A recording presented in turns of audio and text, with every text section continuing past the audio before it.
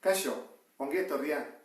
Datuak sartzeko, orain nik taula bat jarri dut, eta errazago izango delakoan, irakurtzen dudan guztia hemen sartzeko.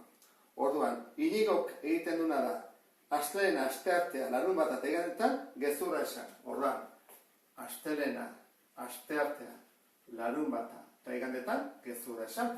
Beste egunetan, izango da, egia. Egia, egia, egia. Bestetik, koldo, edo gazteleraz Luis jartzen du probleman, noiz esaten du gezurra?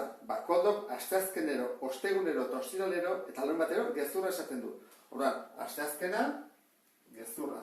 Osteguna, gezurra.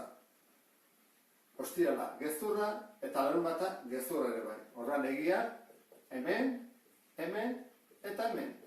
Eta berak, Iñigok esaten du. Koldok edo Luisek ez du gezurrik esan, noski egun horretan. Zer gertatzen da?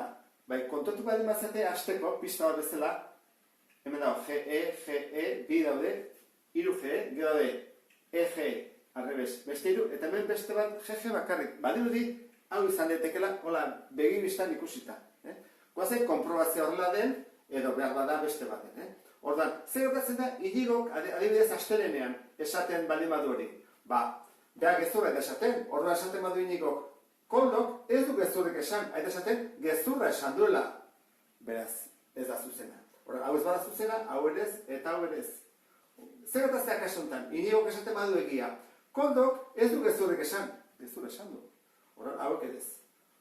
Ea, larun batean zer gertatzen den, Iñigok esaten badu, koldok, edo Luisek, ez du gezurrik esan edu gezurra esan duela, kontrakoa, orduan, beak gezurra esaten duenez, esaten du koldok gezurra esan du, hori da. Orduan zein da datua? Larun bata. Eta hau izango izateke, erantzun zuzena. Badakizu, hau guzti hau gero txukun jarri bako zen duteke. Beste bat arte, agur.